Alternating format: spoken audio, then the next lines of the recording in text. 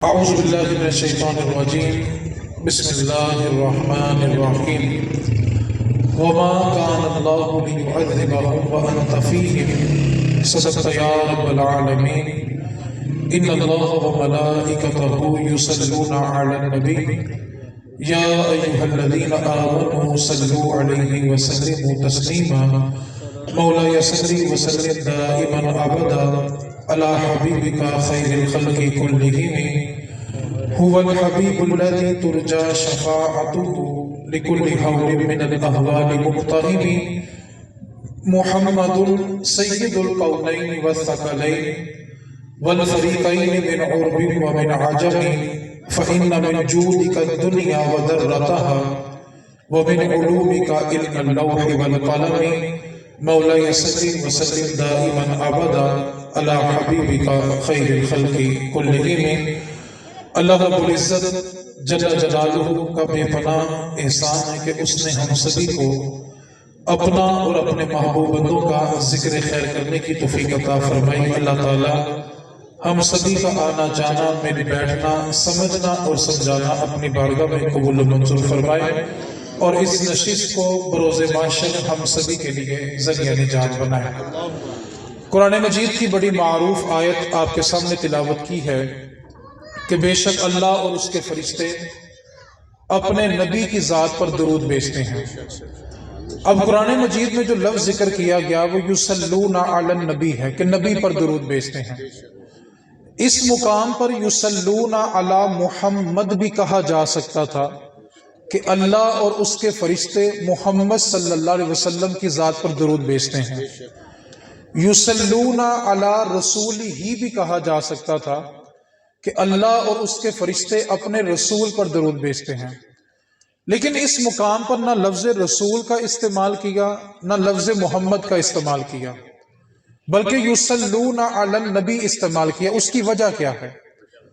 اگر لفظ ہوتا یصلون علی محمد تو حضور کی ذات پر درود اس دن سے شروع ہوتا جس دن حضور پیدا ہوئے۔ حضور آئے تو آپ کا نام محمد صلی اللہ علیہ وسلم رکھا گیا، تو ترجمہ پھر یہ بنتا کہ حضور کی پیدائش کے دن سے حضور پر درود ہے۔ اور اگر لفظ ہوتا یصلون علی رسولہ تو درود اس دن سے شروع ہوتا جس دن حضور نے اعلان نبوت کیا، حضور نے اپنے رسول ہونے کا اعلان فرمایا، تو درود اس دن سے ہوتا۔ لیکن یہاں پر لفظ بیان کیا یصلون علی النبی، نبی پر درود بھیجتے ہیں، تو پتہ یہ چلا کہ نبی جب سے نبی ہیں تب سے ان کی ذات پر درود ہے۔ تو اب خود رسول کریم صلی اللہ علیہ وسلم سے پوچھا گیا کہ اے اللہ کے محبوب آپ کس وقت نبی بنے؟ تو میرے محبوب نے فرمایا ابھی تمہارے والد آدم مٹی اور پانی کے درمیان تھے، تمہارا نبی اس وقت بھی نبی تھا۔ تو جب سے نبی ہے تب سے ان کی ذات پر درود ہے۔ قرآن مجید کی جو آیت مقدسہ آپ کے سامنے تلاوت کی ہے، سادہ سا محبت بھرا ترجمہ یہ ہے کہ اے محبوب اللہ کی یہ شان ہی نہیں جہاں پر آپ ہوں وہاں پر اللہ کا عذاب آ جائے۔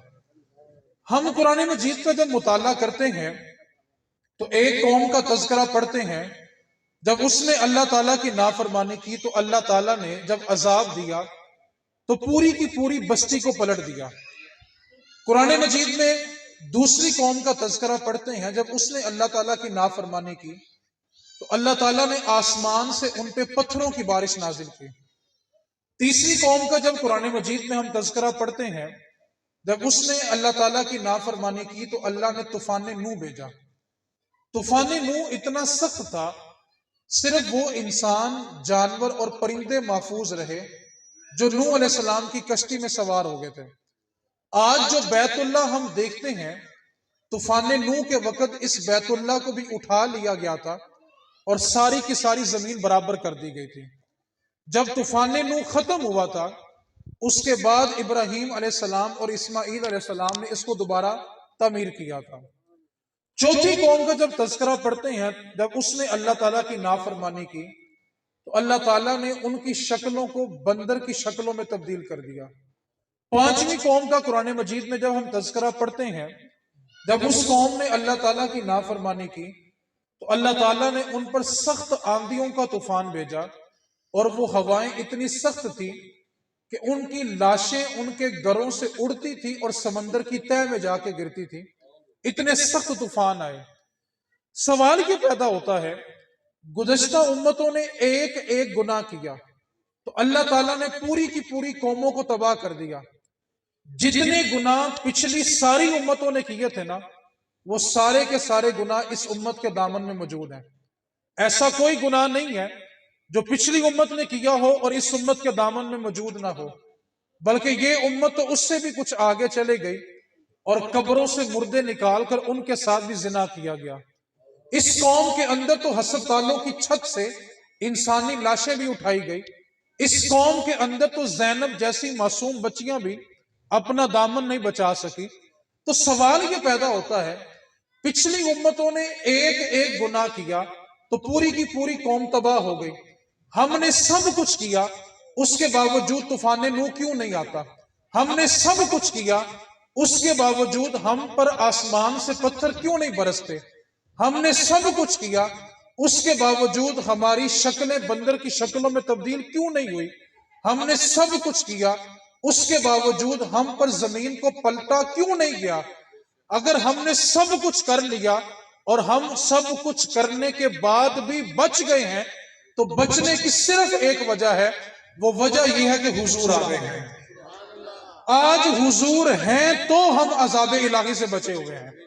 ہمارے گناہوں اور اللہ کے عذاب کے درمیان جو پردہ ہے نا، اس پردے کا نام رحمت مصطفیٰ ہے۔ اگر کوئی کہے حضور تھے، تو سوال ہے پھر آج کس چیز نے ہمیں اللہ کے عذاب سے بچایا ہوا ہے؟ تو اس شخص کو یہ کہنا پڑے گا کہ ہر زمانہ میرے حضور کا ہے۔ جو جس دور میں بچا ہے وہ رحمت مصطفیٰ کی وجہ سے بچا ہے۔ آج اگر کوئی والد اس شک میں ہے کہ میں میلاد کیوں مناؤں، تو وہ ایک لمحے کے لیے غور کرے کہ جب حضور جلوہ گر نہیں ہوئے تھے، سگا بیٹا سگے والد کو بوڑھا ہونے کے بعد چھڑیوں سے مارا کرتا تھا اور سگے والد کو اپنے گھر سے نکال دیتا تھا۔ آج بھی جن بستیوں کے اندر کلمہ حضور کا نہیں پڑھا جاتا، وہاں پر اولڈ ہاؤس موجود ہیں، لیکن آپ اور میں جس خطے پہ رہتے ہیں، ہمارے والد جب بزرگ ہوتے ہیں تو ہم ان کا بول و براز بھی صاف کرنے کے لیے تیار ہیں، اور ہم اس میں اپنے لیے جنت ڈھونڈتے ہیں۔ تو وہ باپ ایک لمحے کے لیے سوچیں کہ یہ تو وہ اولاد تھی کہ چھڑیاں مار کے اپنے گھر سے نکال دیتی تھی، آج یہ میرا بول و براز صاف کیوں کرتی ہے؟ تو اس باپ کو کہنا پڑے گا کہ وجہ صرف ایک ہے کہ حضور آ گئے ہیں۔ آج اولاد کے سینے میں اگر شفقت پیدا کی گئی ہے تو حضور آ گئے ہیں۔ عرب کے اندر ایک میلہ لگتا تھا، اس میلے کا نام تھا عکاس کا میلہ۔ آج اگر ماں شک کرتی ہے نا میں میلاد کیوں مناؤں، عرب کے اندر عکاس کا میلہ سب سے بڑا میلہ ہوتا تھا۔ اس میلے کے اندر 3 سگے بھائیوں نے اپنی ماں کے گلے میں پٹا ڈالا اور ماں کو گھسیٹ کر میلے میں لائے اور سرے عام بولی لگا کر سگی ماں کو فروخت کر دیا، اور ماں کو فروخت کرنے کے بعد جو قیمت ملی تھی وہ 3 بیٹوں نے آپس میں برابر برابر تقسیم کر لی۔ یہ وہ دور تھا جب حضور جلوہ گر نہیں ہوئے تھے۔ آج اگر ماں سوچتی ہے کہ میں میلاد کیوں مناؤں، وہ سوچے جب حضور نہیں تھے میں تو سرے بازار سرے عام نیلام ہو کر بک جایا کرتی تھی، پھر میرے محبوب نے آ کر اس ماں کو یہ عزت دی۔ میرے محبوب نے 7 آسمانوں کے اوپر سدرۃ المنتہا کے پاس جو جنت تھی نا، میرے محبوب نے وہ جنت کھینچ کے ماں کے قدموں کے نیچے رکھ دی ہے۔ اب بھی وہ ماں سوچے گی کہ میں میلاد کیوں مناؤں؟ اس ماں کو تو اس انداز میں میلاد، اس فخر سے میلاد منانا چاہیے کہ جب تک حضور نہیں تھے میں تو سرے بازار بکا کرتی تھی اور محبوب نے آ کے جنت ہی میرے قدموں کے نیچے رکھ دی ہے۔ آج اگر بہن اور بیٹی اس شک میں ہے کہ میں میلاد کیوں مناؤں، تو وہ سوچے جب حضور جلوہ گر نہیں ہوئے تھے، سگا باپ ہوتا تھا زندہ بیٹی ہاتھوں میں اٹھاتا تھا، زندہ قبر میں گاڑ آتا تھا، کنویں میں پھینک آتا تھا، لیکن آج باپ بوڑھا ہو گیا، کمر بڑھاپے کی وجہ سے جھک گئی ہے، اس کے باوجود وہ مزدوری کر رہا ہے۔ اس بڑے باپ سے پوچھو کہ تم اتنی مزدوری اس عمر میں کیوں کر رہے ہو، تو وہ ایک ہی جواب دیتا بھی بیٹی کو رخصت کرنا ہے۔ 22 آور ٹائم لگاتا ہے کہ ابھی بہن کے ہاتھ پیلے کرنے ہیں۔ سوال پیدا ہوتا ہے یہ تو وہی باپ تھا کہ زندہ بیٹی کو زندہ قبروں میں گاڑ آتا تھا. آج بیٹی کو صرف ایک گھر سے دوسرے گھر رخصت کرنا ہونا تو نہ آنسو بیٹی کے تھمتے ہیں نہ باپ کے تھمتے ہیں. بیٹی جب باپ کے سینے لگتی ہے تو ہچکی بن جاتی ہے. سوال تو بنتا نہیں، یہ تو وہ باپ تھا جو زندہ بیٹی قبر میں پھینک آتا تھا. آج ایک گھر سے دوسرے گھر بیٹی کو رخصت کر رہا ہے تو اس کی ہچکی تھمتی نہیں ہے. تو اس بیٹی سے پوچھو کہ ایسا کیا ہو گیا کہ آج باپ ہچکیاں لے کے روتا ہے؟ تو وہ بیٹی صرف ایک جملہ کہے گی، حضور آ گئے ہیں. حضور نے آ کے بتایا فاطمہ محمد کے جگر کا ٹکڑا ہے. حضور نے اس دور میں آ کے یہ جملہ بولا تھا جب بیٹیاں زندہ دفن کی جا رہی تھی. اور سیدہ زہرا پاک سلام اللہ علیہا فرماتی ہیں میں جتنی مرتبہ بھی حضور کے کمرے میں حضور سے کوئی بات پوچھنے جایا کرتی تھی، میرے محبوب ہر مرتبہ اپنی نشست سے کھڑے ہو کر میری بات کو سنا کرتے تھے. تو آج بیٹی کو جتنی بھی عزتیں ملی اور کتنی عزت ملی، میرے محبوب نے فرمایا جب بیٹا پیدا ہوتا ہے نا تو اللہ تعالیٰ باپ کو کہتا ہے کہ تو اس کے لیے پرورش کا سامان پیدا کر. لیکن جب بیٹی جنم لیتی ہے تو میرے محبوب نے فرمایا کہ اللہ تعالیٰ فرماتا ہے اے بندے تو نے گھبرانا نہیں، اس کی پرورش کرنے میں تیرا رب بھی تیرے ساتھ حاضر ہے. تو محبوب کریم صلی اللہ علیہ وسلم نے آ کر رشتوں کو عزت دی. آج ہم جتنے لوگ یہاں پر موجود ہیں، ہم میں سے کسی نے اپنے خدا کو نہیں دیکھا. ہمارے لیے میلاد منانے کی سب سے بڑی دلیل یہ ہے کہ ہم نے تو اپنے خدا کو بھی در مصطفیٰ سے ڈھونڈا ہے. ورنہ میں سوال کروں کس نے خدا کو دیکھا ہے؟ کس کے پاس دلیل ہے کہ خدا موجود ہے؟ تو دلیل ایک گنبد خضرا کے مکی ہے. حضور نے بتایا کہ خدا ہے. حضرت خزیمہ رضی اللہ تعالیٰ عنہ حضور کے صحابی ہیں. نبی پاک صلی اللہ علیہ وسلم ایک دن فجر کی نماز پڑھتے ہیں اور سیر کرتے کرتے نا مدینے کی حدود سے باہر نکل گئے. جب حضور مدینے سے باہر گئے تو مدینے کے باہر ایک یہودی تھا، وہ اپنا گھوڑا بیچنے کے لیے کھڑا تھا.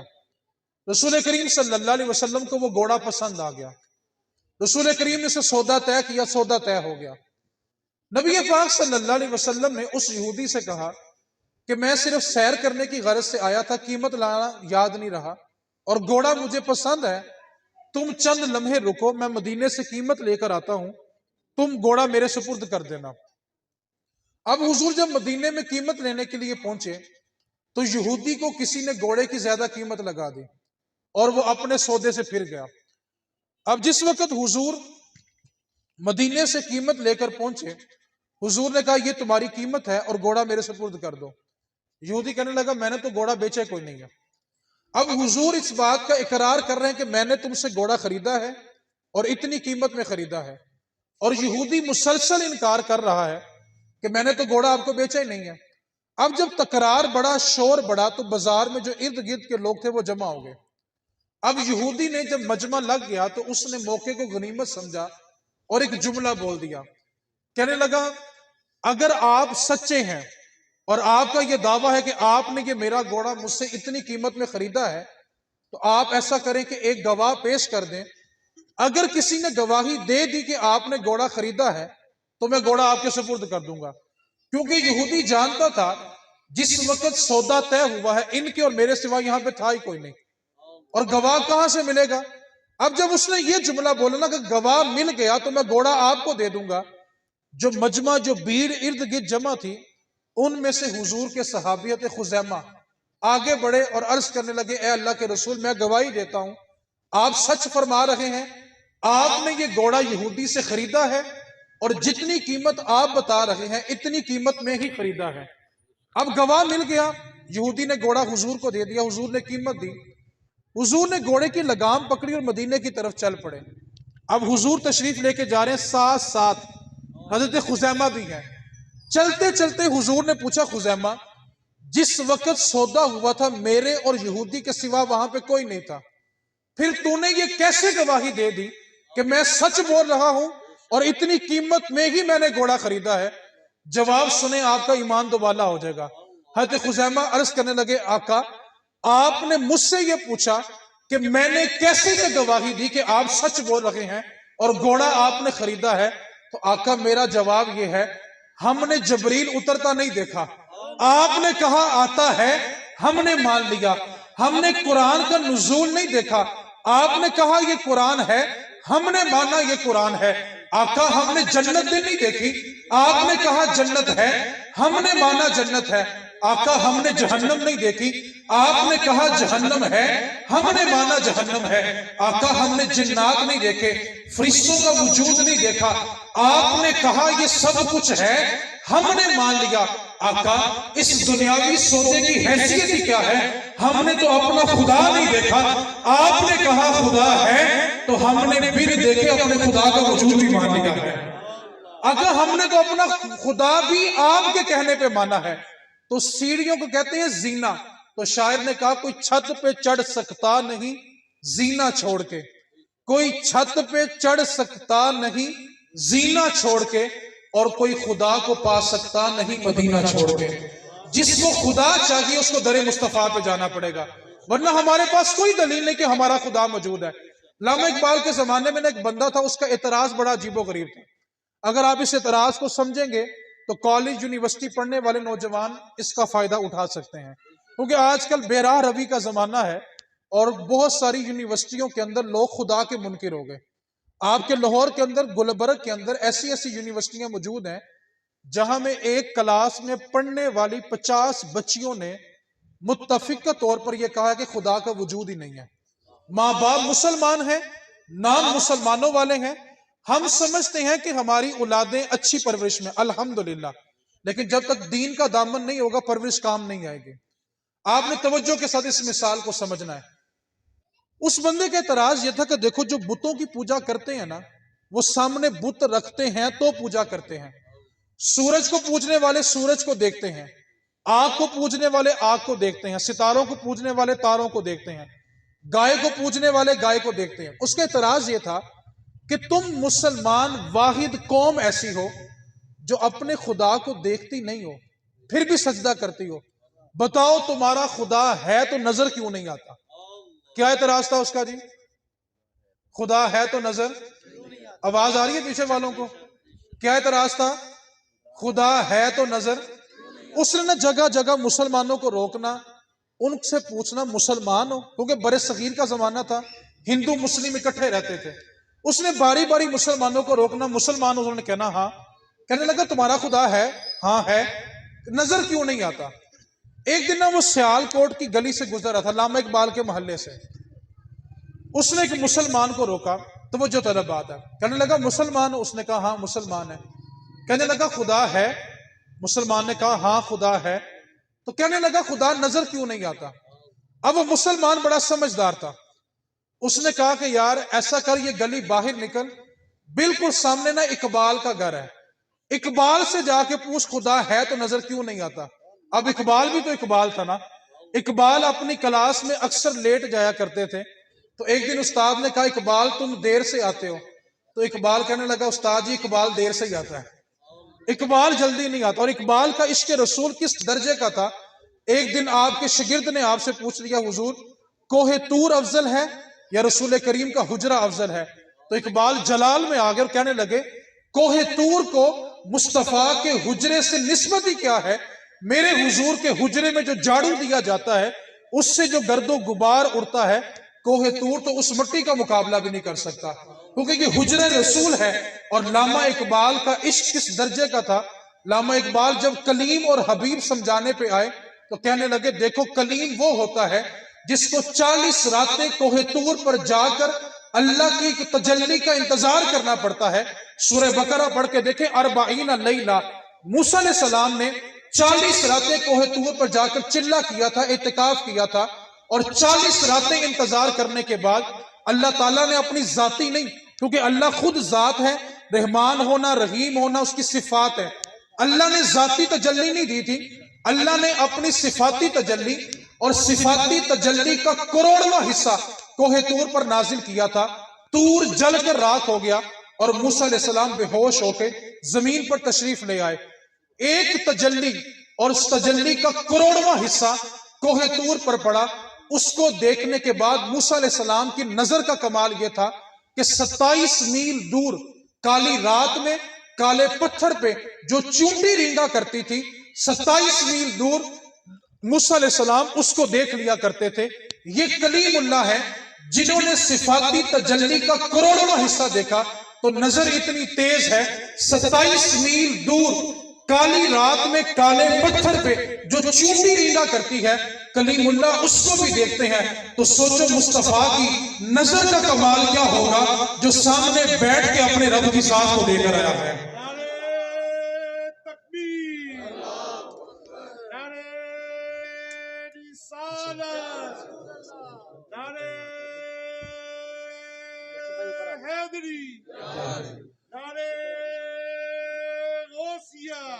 علامہ اقبال کہنے لگے کلیم وہ ہوتا ہے جو اللہ کی بارگاہ میں دعا کرتا ہے رب اشرح لی صدری، اللہ میرا سینہ کھول دے، اور حبیب وہ ہوتا ہے جس کو رب خود کہتا ہے الم نشرح لک صدرک، سونے ہم نے تیرا سینہ پہلے ہی کھول دیا ہوا ہے۔ تو جو میں نے دو باتیں کرنی تھی، اب اس بندے نے نا اعتراض کا کیا کہ خدا ہے تو نظر، بندے نے کہا کہ سامنے اقبال کا گھر ہے، جا کر اقبال سے پوچھ خدا ہے تو نظر کیوں نہیں آتا۔ علامہ اقبال کا جو سیالکوٹ میں گھر ہے نا، علامہ اقبال نے اپنے گھر کے سہن میں پھولوں کی کیاری لگائی ہوئی ہے، تو صبح صبح کا وقت تھا، علامہ اقبال نے پھولوں کو پانی لگا رہے تھے۔ اب دروازے پہ دستک ہوئی تو علامہ اقبال کا جو خادم تھا نا اسلم، اس نے دروازہ کھولا، بندے نے یہ کہا کہ میں نے اقبال سے ملنا ہے۔ بندے کا اعتراض کیا تھا کہ خدا ہے تو نظر کیوں نہیں آتا۔ اسلم کو کہنے لگا میں نے اقبال سے ملنا ہے، اس نے آ کر اقبال سے کہا کہ بندہ ہے آپ سے ملنا چاہتا ہے۔ اقبال نے کہا بلا لو۔ اب بندہ جیسے ہی اقبال کے گھر میں داخل ہوا نا، علامہ اقبال نے یوں اس کو نظر بھر کے دیکھا اور اپنی کیاری میں سے گلاب توڑا اور آنے والے مہمان کو تحفہ دیا۔ اعتراض اس کا یہ تھا کہ خدا ہے تو نظر کیوں نہیں آتا۔ جب اس کو تحفہ دیا، اس نے گلاب سونگا تو کہنے لگا اقبال خوشبو بڑی کمال ہے۔ اقبال کہنے لگا نظر نہیں آتی۔ اقبال نے کہا نظر نہیں آتی۔ وہ سمجھ گیا کہ میرا اعتراض غلط تھا، خدا ہے لیکن نظر، گرمی سردی لگتی ہے لیکن نظر، درد ہوتا ہے لیکن نظر، خوشبو بو محسوس ہوتی ہے لیکن نظر، اس لیے خدا ہے لیکن نظر۔ تو ہمارے پاس خدا کو ماننے کی سب سے بڑی دلیل در مصطفیٰ ہے۔ ہمیں حضور نے بتایا کہ تمہارا خدا ہے، ورنہ ہمارے پاس تو کوئی دلیل نہیں کہ ہمارا خدا ہے۔ وہ ایک دیہاتی مائی تھی نا، اس سے ایک بندے نے کہہ دیا کہ خدا تو ایک نہیں ہو سکتا، کئی خدا ہے، تیرے پاس کیا دلیل ہے؟ تو وہ دیہاتی مائی نا چرخہ کاٹا کرتی تھی، اس نے کیا کہنا یہ جو میرا چرخہ ہے نا، یہ چرخہ ہی رب کے ایک ہونے پہ دلیل ہے۔ وہ کہنے لگا وہ کیسے؟ مائی نے کہا تو سامنے بیٹھ میں ادھر بیٹھتی ہوں، تو چرخہ ادھر چلا میں ادھر چلاتی ہوں۔ جب دونوں نے چرخہ کھینچا تو چرخہ ٹوٹ گیا۔ مائی کہنے لگی دیکھ، ایک چرخہ چلانے والے دو ہوں تو چرخہ چلتا نہیں ہے، سوچ کائنات چلانے والے دو تو کائنات کا نظام کیسے چلنا تھا۔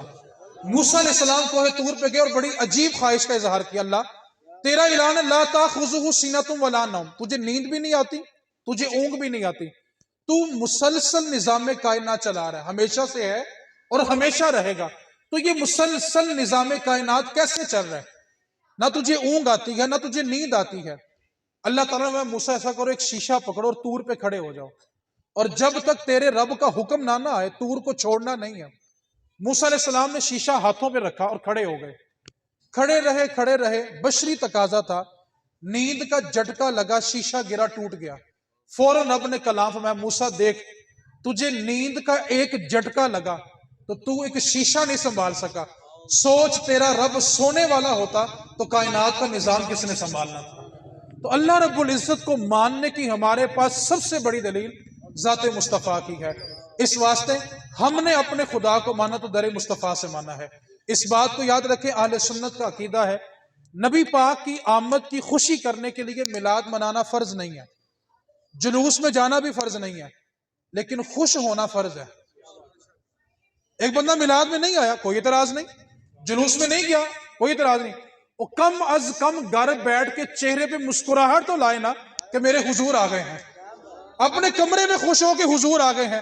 یار میں جملہ کہنا چاہتا ہوں، ہم جتنے لوگ بیٹھے ہوئے ہیں ایک لمحے کے لیے تصور تو باندھو، صرف ایک لمحے کے لیے، اللہ نہ کرے نسلوں میں بھی ایسا نہ ہو، اگر ہم مسلمان نہ ہوتے کوئی گائے کا پیشاب پی رہا ہوتا، کوئی بتوں کے آگے ماتھا ٹیک رہا ہوتا، اور نجدیو کلمہ پڑھانے کا بھی آسان گیا، کم از کم اتنا خوش تو ہو جاؤ نا کہ میرے حضور آ گئے ہیں۔ دو باتیں ہوگی، بالکل آخری بات اور میں گفتگو سمیٹنے لگا ہوں۔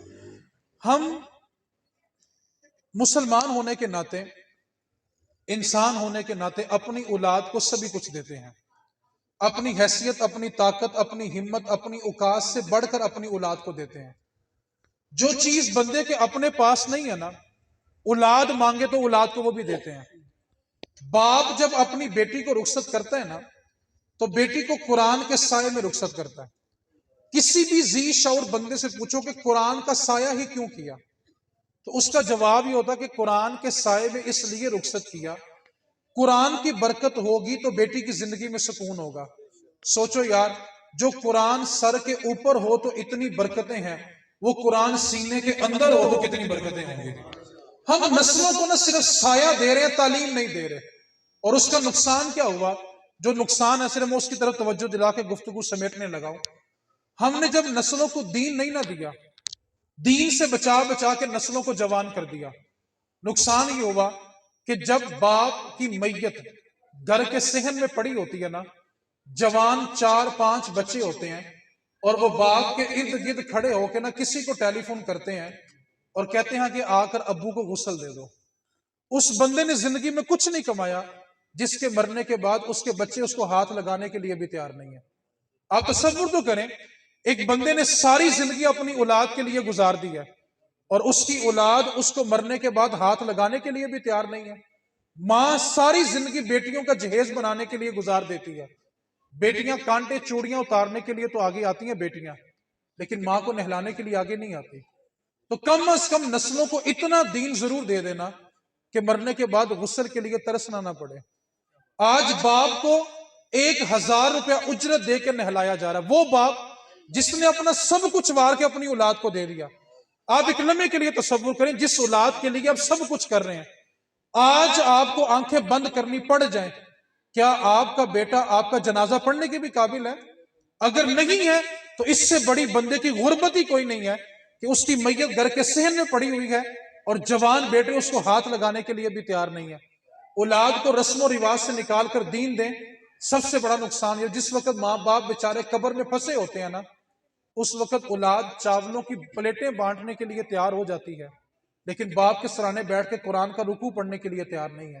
میرا باپ ہے، ساری زندگی مشقت میرے لیے کرے، مزدوری میرے لیے کرے، اور جب میرے باپ کو میرے پڑے ہوئے قرآن کی حاجت ہو، میں مدرسوں میں جا کے بھیک مانگوں، مجھے شرم کرنی چاہیے۔ میں اپنے باپ کے لیے قرآن کیوں نہیں پڑھتا؟ ماں باپ کے ساتھ زندگی میں سب سے بڑا دھوکہ یہ ہوتا ہے کہ اس کی اولاد اس کے جنازے میں خاموش کھڑی ہو۔ اس سے بڑا دھوکہ ماں باپ کے ساتھ اور کوئی نہیں ہو سکتا۔ اپنی نسلوں کو سب کچھ دیں۔ ہم کہتے ہیں خاندان میں ایک ڈاکٹر ہونا چاہیے، ایک انجینئر ہونا چاہیے، اور میرے بھائی خاندان میں ایک عالم دین بھی ہونا چاہیے۔ ایک عالم دین ہوگا نا، کسی کو غسل کے لیے ترسنے نہیں دے گا۔ آپ بتائیں، آپ کاروباری بندے ہیں، مرنے والے کا بیٹا اگر ڈاکٹر ہو تو جنازے میں زیادہ لوگ کون آئیں گے؟ انجینئر ہو تو، بزنس مین ہو تو، سوچو مرنے والے کا بیٹا اگر عالم دین ہو تو۔ آپ ایک عالم ڈھونڈ رہے ہو، جہاں تک نگاہ اٹھاؤ گے قرآن حدیث سمجھانے والے کھڑے ہوں گے۔ اس واسطے نسلوں کو سب کچھ دیں، سب کچھ دیں، لیکن اتنا دین دے جانا کہ غسل کے لیے ترسنا نہ پڑے۔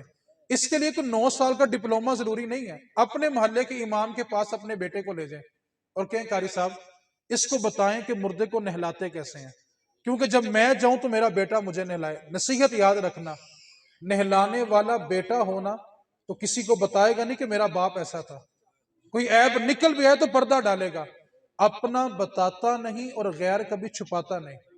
غیر جگہ جگہ شور کرے گا، شکل بگڑ گئی تھی، بدبو آ رہی تھی، جسم وزنی ہو گیا تھا۔ اس واسطے نسلوں کے لیے سب کچھ کر رہے ہو نا، اتنا دین دے جانا کہ مرنے کے بعد غسل کفن کے لیے ترسنا نہ پڑے۔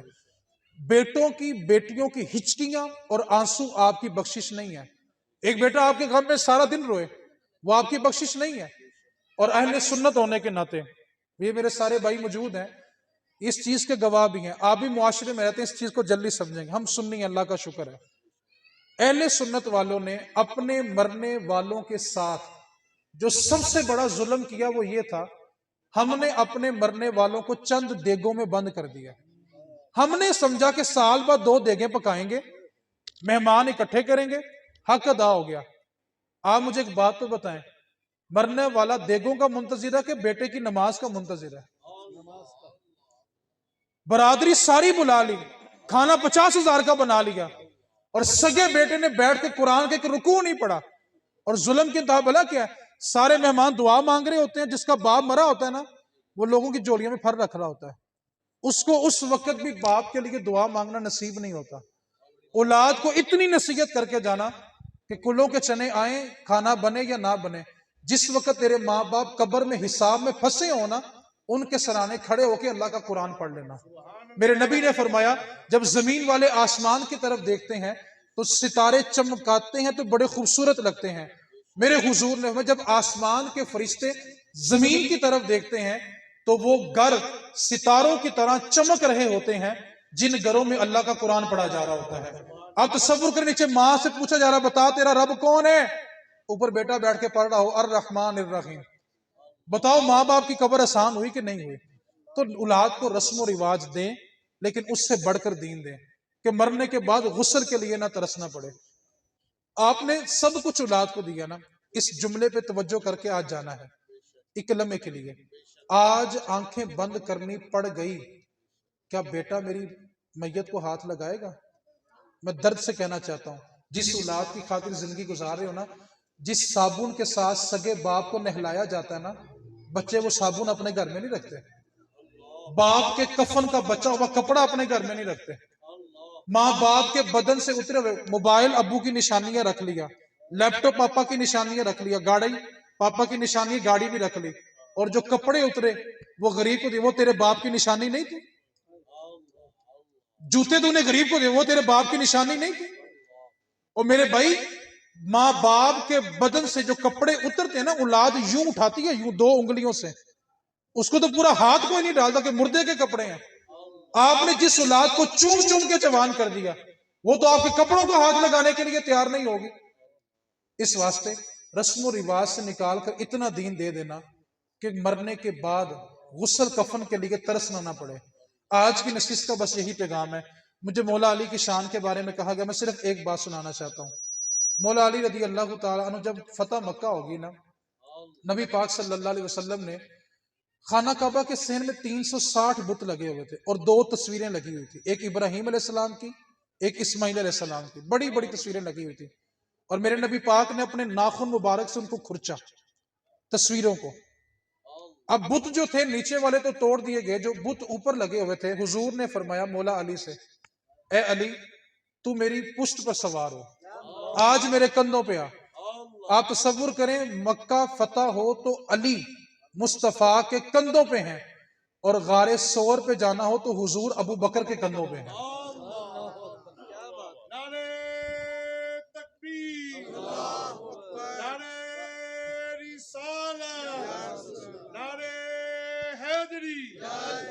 حضور نے مولا علی سے فرمایا کہ جتنے بت لگے ان کو توڑ دو. جب بت توڑ دیے تو مولا علی چھلانگ لگا کے نیچے تشریف لائے اور مسکراتے جا رہے ہیں. حضور نے پوچھا علی مسکرانے کی وجہ کیا ہے؟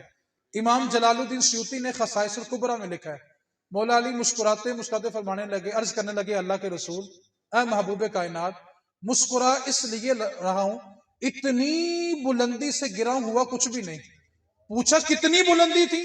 عرض کرنے لگے آقا آج اگر آپ علی کو حکم دیتے خالی بت نہیں, میں نے اللہ کا عرش کھینچ کے بھی آپ کی بارگاہ میں رکھ دینا تھا. آپ کے کندھوں میں سوار ہو کے بلندی کا عالم یہ تھا. مولا علی کا پیغام صرف دے رہا ہوں, سارے بھائیوں نے پڑھنا ہے, ٹائم کافی ہو گیا. مولا علی کا پیغام, جب مولا علی کو خنجر سے وار کیا گیا نا, ابن ملجم نے آپ کی گردن پہ وار کیا تھا, گلے پہ نہیں. کس کی مجال علی کے سامنے آ کے وار کرے؟ مائی نے لال پیدا کیے نہیں جو مولا علی کے سامنے کھڑا بھی ہو سکے. گردن پہ وار کیا. وہ اس کا غزوہ بدر کا غصہ تھا, کیونکہ ابن ملجم جس عورت سے نکاح کرنا چاہتا تھا نا, اس کا سارا خاندان بدر میں مولا علی نے کاٹا تھا, اور اس کی شرط یہ تھی کہ علی کا سر لاؤ گے تو تم سے نکاح کروں گی. ابن ملجم نے مولا علی کو اس لیے شہید کیا تھا. اب گردن پہ وار کیا, فجر کی سنتے پڑھ لی ہیں, جماعت کا انتظار ہے. مولا علی کے دیوانوں کے لیے پیغام ہے. جب کوفہ کی مسجد میں شور ہوا کہ امیر المومنین کو شہید کر دیا گیا, آپ کے بڑے صاحبزادے امام حسن گھر سے تشریف لائے, آنکھوں سے آنسو بہ رہے ہیں. مولا علی کا سر مبارک آپ کی گود میں ہے, آنسو بہ رہے ہیں, مولا علی کی جان جا رہی ہے, روح قبض ہو رہی ہے. مولا علی نے ایک جملہ ارشاد فرمایا، علی کے ملنگوں کے لیے جملہ ہے، فرمانے لگے بیٹا حسن، علی کی جان جاتی ہے چلی جائے، نماز فجر قضا نہیں ہونی چاہیے۔ مولا علی کی شان میں صرف ایک جملہ کہہ کے مائک حوالے کر رہا ہوں، علی وہ ہیں جو آئے بھی مسجد میں، گئے بھی مسجد سے، جن کا آنا بھی مسجد، جن کا، اور اگر علی کا ملنگ مسجد میں داخل نہ ہو تو وفا نہیں ہے۔ ایک بات کو پلے باندھ لو، جس کے ملنگ ہو تو وہ آئے بھی مسجد میں، گئے بھی مسجد۔ اور مولا علی کا نماز سے عشق، ایک جنگ کا موقع، مولا علی کے نا یہ پہلو میں تیر لگا اور تیر اندر جا کے نا مڑ کے اس طرح پیوست ہوا کہ جب تیر کھینچتے تو مولا علی کا جسم کٹتا تھا۔